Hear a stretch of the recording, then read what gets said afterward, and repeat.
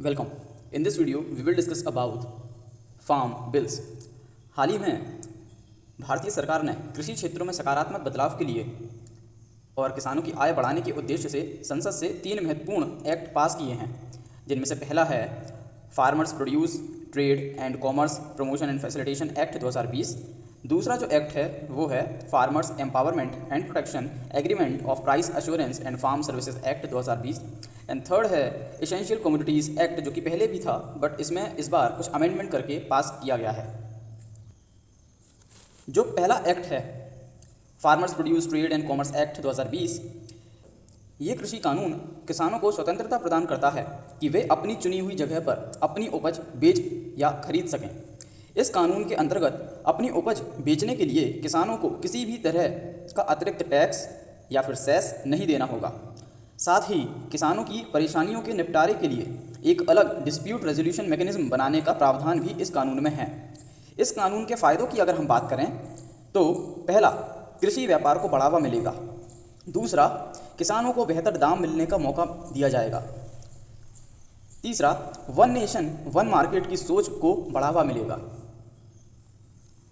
इसके बाद जो दूसरा एक्ट है farmers agreement of price assurance and farm services act 2020, यह कानून राष्ट्रीय स्तर पर संगठित नीतिगत ढांचा प्रदान करने का अवसर देगा, जिसमें ऐसे कृषि एग्रीमेंट्स को बनाया जा सकेगा जो बचाव करते हैं, सशक्त करते हैं किसानों को, ताकि वे एंगेज कर सकें एग्री बिजनेस फर्म्स के साथ में, प्रोसेसर्स के साथ में, होल सेलर्स के साथ, एक्सपोर्टर्स के साथ और लार्ज लेवल के जो रिटेलर्स होते हैं उनके साथ, फॉर कृषि से जुड़ी सर्विसेज के लिए। इस कानून के जो फ़ायदे हैं वे हैं, पहला, सभी तरह के किसान छोटे हों या बड़े हों सभी को समान अवसर देने का काम करेगा यह कानून, अगर वे व्यापारिक खेती में हाथ आजमाना चाहें बिना एक्सप्लॉयटेशन के डर के। दूसरा जो फ़ायदा है, किसान को बाज़ार की अनियमितता से छूट देता है, क्योंकि अगर मान लीजिए एग्रीमेंट करते वक्त कोई कीमत तय करी हो स्पॉन्सर ने और खेती के दौरान अगर कोई ऐसी कंडीशन आ गई जिससे उपज ठीक तरह से नहीं हो पाई, तो भी किसान को एग्रीमेंट के तहत उतनी ही राशि स्पॉन्सर से दी जाएगी जितनी एग्रीमेंट में थी। तो एक तरह से मार्केट में जो भी चल रहा हो सिनारियो, कीमतें ज़्यादा हो या कम हो, जितनी स्पॉन्सर के साथ एग्रीमेंट में तय की है किसान ने, उसको उतनी ही रकम मिलेगी। तो किसानों को बाजार की अनियमितता से छूट देता है ये कानून और किसानों को आधुनिक खेती करने के अवसर देता है। तीसरा जो फ़ायदा है, प्राइवेट सेक्टर को करीब लाएगा आम किसानों के। प्राइवेट सेक्टर के आने से सप्लाई चेन्स बेहतर होंगी और भारतीय उपज देशी एवं अंतर्राष्ट्रीय बाजारों तक बड़े स्तर पर पहुंच पाएंगी। चौथा जो फ़ायदा है, किसान सीधे तौर पर स्पॉन्सर्स से जुड़े होंगे, यानी बीच के लोगों से मुक्ति जो किसान का हक मार लिया करते थे अब तक। इसके बाद जो तीसरा एक्ट है एसेंशियल कमोडिटीज़ एक्ट, जो कि अमेंडमेंट के साथ पास हुआ है इस बार, इसको अगर हम जानना चाहें तो सबसे पहले हमें देखना होगा कि भारत ज़्यादातर कृषि उपज के मामलों में आत्मनिर्भर हो चुका है। साथ ही कई चीज़ें ज़रूरत से ज़्यादा उपज भी हमारे पास में होती हैं, परंतु कोल्ड स्टोरेज, प्रोसेसिंग, एक्सपोर्ट जैसी सर्विसेज में इन्वेस्टमेंट की कमी के कारण हम सरप्लस उपज को भी पूर्ण रूप से इस्तेमाल नहीं कर पाते, उसका फ़ायदा नहीं उठा पाते हैं। अगर हमारे पास प्रॉपर इंफ्रास्ट्रक्चर हो, सर्विसेज हों, तो हम अपने यहाँ का जो सरप्लस अनाज है, उपज है, उसे बाहर के देशों में एक्सपोर्ट करके किसानों की आय बढ़वा सकते हैं, पर ऐसा नहीं कर पाते हैं हम।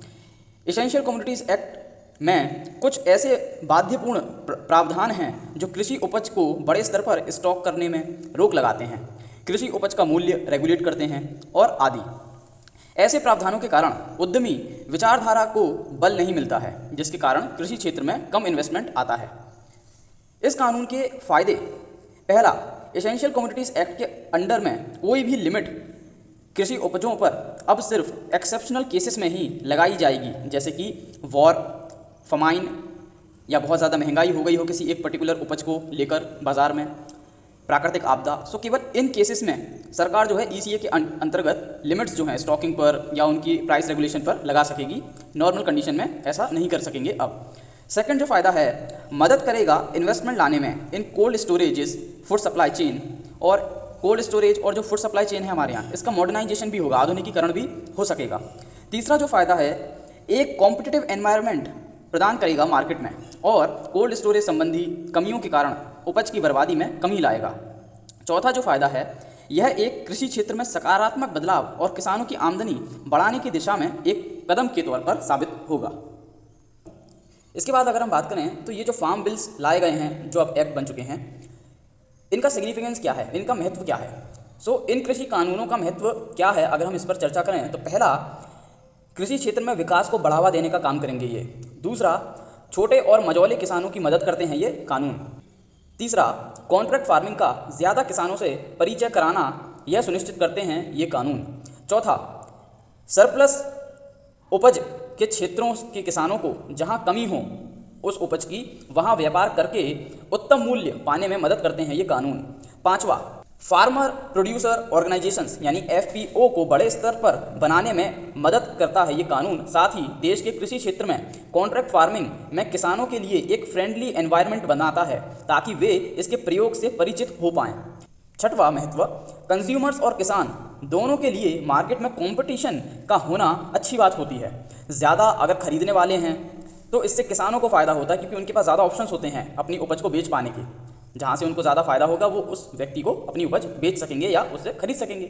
इसी तरह जो कंज्यूमर होता है उसके लिए भी कंपटीशन अच्छी बात होती है, क्योंकि जितने ज़्यादा बेचने वाले होंगे उतना ज़्यादा ऑप्शन मिलेगा खरीदने वालों को, यानी हम जैसे कंज्यूमर्स को, और हमें भी कम कीमत पर चीज़ें मिल पाएंगी। मार्केट में कंपटीशन का माहौल बनाने में मदद करेंगे ये कानून। इसके बाद जो इम्पोर्टेंट मुद्दा है, किसानों का विरोध और उनके मुद्दे क्या हैं, उसके बारे में हम देखते हैं। अगर पहला दृष्टिकोण देखें हम, जो कि सरकार का दृष्टिकोण है, तो सरकार के हिसाब से प्रावधान किसानों को डेजिग्नेटेड एपीएमसी से बाहर उपज बेचकर ज़्यादा आमदनी का अवसर देते हैं, ऐसा सरकार की तरफ से कहा जाता है। दूसरा जो विरोध है, बातचीत या चर्चा में कमी, क्योंकि पहले ऑर्डिनेंस के रास्ते फिर बिल्स को पास कराने में की गई जल्दबाजी के कारण प्रॉपर चर्चा नहीं हो पाई, डिस्कशन नहीं हो पाया कई स्टेक होल्डर्स के साथ। यह एक कॉमन कारण है इन कानूनों के विरोध का। तीसरा जो इशू है, नॉन एपीएमसी मंडीज़ के लिए प्रावधानों का ना होना। किसानों को डर है कि नॉन एपीएमसी मंडी में जाने के बाद कॉरपोरेट बायर्स जो हैं उनको धोखा दे सकते हैं, क्योंकि कॉरपोरेट बायर्स तो अपने फ़ायदे के लिए ही हमेशा सोचेंगे, वो हमेशा प्रॉफिट सीकिंग बिहेवियर अपनाते हैं, और इस कारण उनको किसानों के मुद्दे, किसानों को प्रॉपर आमदनी मिले या ना मिले, उससे कोई मतलब नहीं है, उनको सिर्फ अपना फ़ायदा देखना होता है। तो किसानों को एक तरह का डर है कि मे बी नॉन एपीएमसी मंडी में जाकर जो कम पढ़े लिखे किसान हैं, जो कि उतने ज़्यादा अवेयर नहीं हैं इन चीज़ों को लेकर, उनका एक्सप्लॉयटेशन भी हो सकता है। साथ ही इन नॉन एपीएमसी मंडीज़ के लिए स्पष्ट प्रावधानों के ना होने से इस बात पर संभावना बढ़ जाती है। चौथा जो इशू है, नॉन फेवरेबल मार्केट कंडीशंस।